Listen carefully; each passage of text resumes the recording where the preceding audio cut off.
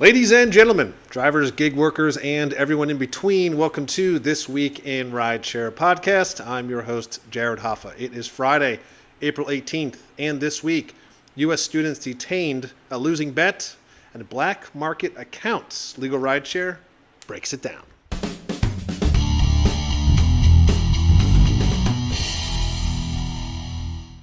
And from Legal Rideshare, I'm joined by the co-founder and lead attorney, Bryant Greening. Bryant, happy Friday. Happy Friday, Jared. It's great to be back. It's a Good Friday. Sorry for the pun. It is. I actually forgot it was Good Friday. It is. Love the pun. We're all about puns on this show. I feel like half of what we talk about could be a pun. It's so ridiculous sometimes. I totally agree. But that's how it is. And for those who... Sorry, go ahead, Bryant. What'd you say? I was just saying, but it is no joke. It's true. It's ridiculous, but it's not a joke. Somehow it's both things.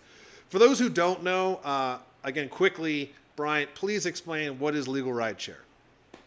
Yeah, Legal Rideshare is the first law firm in the U.S. that's entirely dedicated to Uber, Lyft, and other gig-related accident and injury claims. So we are a personal injury law firm that helps represent drivers, passengers, victims, anybody who's injured in a gig-related activity. We help collect things like medical bills, lost wages, represent you against the insurance companies or against the companies themselves if necessary. Excellent. And I also want to give a shout out. We haven't mentioned this in a few weeks, but we have partnered with a company called GigU. Guys, you need to know about this. They're awesome. So it's gigu.co is where you can go. It's basically, they call themselves the #1 smart assistant to increase your earnings. It's actually very cool. It has pay transparency. They have this thing called the cherry pick feature, where basically you can determine if a ride is worth it or not. One of the other cool things that they have is a built-in secret camera. So while you're driving, it actually turns your phone into a security camera, which is pretty sweet. So I want to give a shout out to them. If you are interested, go to beta.gigu.co. And if you do, you'll get a year of a free subscription. And I believe they're giving $20 for the first 20 people to test it out. So it's an awesome company by awesome people looking to help drivers, which you really can't go wrong there. So no, you can't. No, and we've had them on the show. We actually talked about it used to be called Stop Club, but we actually talked about GigU in the past because Uber had sued them because they were offering drivers the chance to actually know what they're making. So GigU's doing the right thing when Uber's trying to sue them. So that's if Uber's upset, they're doing well. Exactly. All right. Well, that being said, let's jump into the stories today. The first story is a pretty interesting one. I know, Bryant, you've been following it. Two U.S. students are being held in Denmark. Now, this is from CNN. They reported, quote, 2 U.S. college students were arrested and detained for 2 weeks in Denmark after an alleged altercation with an Uber driver, local police said on Tuesday. The alleged incident took place around 2 a.m. on March 31st after Owen Ray and a friend were returning from a night out in the Danish capital at the end of a spring break in Europe. Ray and his friend, who has not been named, had ordered an Uber to return to their hotel, but realized they had selected the wrong destination, according to the family spokesperson. Unable to update the location in the Uber app, they canceled the ride. Now, they're saying the canceled fare was automatically paid via the app. The driver, however, did not believe he had been paid and allegedly began threatening the students. And now they spoke to ABC about this on ABC's Good Morning America. Ray said that the driver got out of the car and started yelling that he hadn't been paid, threatening to, quote, call 10 guys. Ray added, "We did nothing wrong. We were the victims of the attack." But this is where it gets interesting. They're being held on assault charges because Uber told CNN that the driver reported that 2 students started fighting in the back of the car and later assaulted him after the trip had ended. The driver subsequently called the authorities. A company spokesperson said in a statement, "The safety of everyone who uses the Uber app is a top priority." Now, the other final interesting point about this is all of this was captured on the Uber driver's dash cam, which is now part of the court case in Denmark. Bryant, this is a doozy. This seems to be a couple of days of a story that keeps evolving. Really interesting. I'd love to hear your thoughts on this. Yeah, as you said, it's really interesting, and right now it's still really murky. Like the facts keep coming out, they seem to be changing. Where one person's saying that the other was the victim, or I'm the victim here. I can't believe how little we know, given that this was caught on dash cam. Um, both parties are claiming that the other one, was the attacker. And we don't, in Denmark, we don't know exactly the laws of why someone may be detained or arrested. But the fact that these students have not been, the charges have not been dropped, the fact that they are still being held in Denmark, I know they're out of prison right now, but they're being held until their court date in a couple weeks. It tells me that the video is showing something that isn't being reported right now. There's some reason why this is continuing to go on. I'm not going to speculate as to who's at fault. I'm not going to speculate as to whether anybody is guilty or not. But what I will say is, thank goodness there's dash cam footage.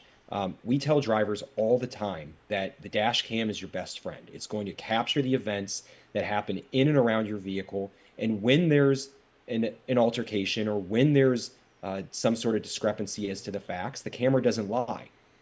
So whoever's telling the truth in this story is going to be vindicated, and the dash cam is going to be a key part of that evidence. I think this just serves as another example for drivers as to why that dash cam is so important, because I know a lot of you out there would never find yourself being, as the attacker, as the aggressor. And we've seen many times where passengers have been in that role and have victimized drivers. This dash cam is going to end up making the facts of this case very clear. Whoever is responsible, whether it's driver or passenger, hopefully will be held responsible. But I just see this as one more example of the dash cam serving as the key evidence in solving the issue of who done it. Yeah, that's the thing that's interesting to me. Like you said, these facts keep coming out. They're two very different stories, but clearly there's dash cam proof somewhere that that they're going to show in court. So someone's going to be right and someone's going to be wrong. It's such a very different side, a different perspective for both of them. I mean, I'm curious to see how this turns out. Obviously, like you said, dash cams are absolutely vital. Every single time I'm on the phone with a driver, every time a driver comes into my office, it's the first thing I ask. Whether it's an accident, assault, a deactivation, it's just the thing. It's the thing that you can prove. Hey, look, here's the proof. It really is. It's absolutely vital. That's it. There's tools here. Like you can turn your phone into a dash cam through various apps, like we just Right. talked about. You can buy various models of dash cams on Amazon. You can spend anywhere from, $50 to $250 depending on what you want. This is an investment in your business. It's an investment in yourself. Get the dash cam, whatever you do, because that's ultimately going to solve so many problems for you, whether it's criminal, deactivation, accident, you name it. Yeah, and this is a really small point of this story, and I'm not weighing in on who's right or who's wrong because obviously we haven't seen the evidence. The court is going to get presented the evidence. There was a small thing that the rider explained. Now, there could be a reason why. He said he ordered the Uber to return to their hotel, but realized they selected the wrong destination and canceled the ride. He then said that the fare was paid to the driver. Now, I don't know if they do things differently in Denmark, but if you order an Uber and it's wrong and you cancel it, you often get most, if not all of that money back, correct? I mean, Yeah, it depends. Well, it depends on how Uber handles each situation. I know that there's not necessarily a policy as to automatic refunds. I think it depends on timing. It depends on, right. distance that you traveled. Um, in this situation, though, it sounds like the driver was paid. I'm not sure that the passenger would be able to pull back that payment. And when there is a refund, I don't know that Uber takes it out of the driver's pocket. I think that there's mechanisms where they're sometimes eating some of that, Yeah. depending on the circumstance. It's also weird that they're saying that the driver alleged that he did not get paid, but drivers get notifications immediately after you can every time I'm in a ride, I can hear the ding when they're getting their next passenger. So it would be weird that the driver wouldn't know that went through. But again, like you said, it could be done differently. I'm not sure. I'd be curious if any driver has any input on that. I'd love to hear from you because again, it's a small part of the story, but it's, to me, it seems a bit off. It seems like, why would a driver get so upset over a canceled ride that they've had millions before, I'm sure, that they got paid from? I don't know. It's a bit odd. Well, that's just to the last point, just to reiterate what you said. This whole story seems a little odd. It Yeah. seems like something that's just not adding up from the entire story. Both sides seem to have some issues with their facts, and we're going to be interested to see how it plays out in the court of law, where the evidence will be what the evidence is. We're not going to be hearing one person's version versus the others. It's going to be, here is the ride went through, the driver was paid or not. The altercation was started by the passenger or not. It's not going to be nearly as murky as it's being reported, as we're getting these facts secondhand. Right, 100%. And moving on to our second story today, which is also a pretty interesting one. Tesla's Cybercab is looking like a losing bet. Now, this is from Electric, and they've reported, quote, according to a credible new report, Elon Musk has reportedly shut down an internal analysis from Tesla executives that showed the company's robotaxi plans would lose money and that it should focus on its more affordable Model 2. The executives pointed out to an internal report that didn't paint a good picture of Tesla's robotaxi plan, and the report has credibility, as Patel commented on it. Musk dismissed the analysis, greenlighted the Cybercab, and killed the $25,000 drivable Tesla vehicle in favor of the Model Y-based cheaper vehicle with fewer features. Now, they go into detail, and they said after accounting for competition, Tesla figured it would be hard for robotaxis to replace the around 600,000 vehicles it sells in the U.S. annually. Furthermore, Tesla's internal analysis pointed toward difficulties expanding into other markets, which could limit the scale and profitability of the robotaxi program. Ultimately, it predicted that it could lose money for years. So I saw this is on Electric. I saw this now, I think, on some other financial online newspapers and magazines. Interesting. So, if this is alleged, if this is true that he killed this report, it's basically saying the things that you and I have been discussing for weeks, months now, about how is this going to happen. It's crazy. Yeah. Uh-oh. That's my analysis. Right? I think that Tesla and Musk are learning that self-driving cars are much more difficult to produce and get on the market than they originally thought. I mean, this is a new technology. It's never been done before at this scale. Yes, there are prototypes out there that are picking up passengers and trying to map roads and figure out all these details, but this is not something you can just whip up and enter a market and see what happens. There's too many safety issues. There's too many ways that things can go wrong. It's extremely expensive, and the technology is just not quite there. So there's other companies that are solely focusing on self-driving technology. There are companies that have been in this for way longer in terms of trying to take the self-driving rideshare market. I'm just seeing that Musk and Tesla have jumped into this thinking that, we're Tesla. We can do what we want. We can figure this out. They're learning that it's much harder than that, and they're learning that it's going to take years and billions of dollars to get these vehicles ready, and that's a decision that they're going to have to make, whether that's worth it for them. But to think that they're going to be taking over the United States in terms of self-driving, autonomous rideshare vehicles anytime soon, I think that's a really tall task, and I think they're seeing that as well. Yeah, and it's something that was interesting about this article that pointed out about, like, it's going to be hard to replace something that's really not talked about. Obviously, they did their research. It's going to be hard to replace the cars that are already on the road. If someone just bought a Tesla, they're not going to then dump the Tesla for cybercabs. And especially, as Jason pointed out a couple weeks ago from the Gig Economy podcast, they're two-seaters. So you're not going to replace a four-seater car with the two-seater robotaxi, even if it's going to generate you money. Right. I don't. So, like I said, this is like you said. I think they jumped into this and they we're just going to do it, and now reality is hitting, and it's not looking good. So whether or not it's true that he killed the story, I don't know. But like I said, the report has credibility, as Patel commented on it, and I've now seen this in a few other news articles, news outlets that are talking about this. So the question becomes, does he continue this, or does he find a clever way to say we've pivoted away from this? I don't know. We will see. You can, when you're the richest man in the world, you've got a lot of options. That's So that's true. we'll They, see. they may, I at least hope that at some point there's a four-seater coming down the road. I mean, it just makes the most sense. But Agreed. but we'll see. And our final story today, which is yet another crazy story, drivers are buying black market accounts on Facebook. Now, this is from Fortune, and they reported, quote, a new report from the Tech Transparency Project is raising new safety concerns about Facebook, accusing the social media company of hosting several black market pages where people can buy or rent driver accounts for a number of consumer-facing companies. As many as 800,000 Facebook users belong to 80 groups the TTP identified that lets users trade driver accounts for Uber, DoorDash, and other rideshare and delivery companies.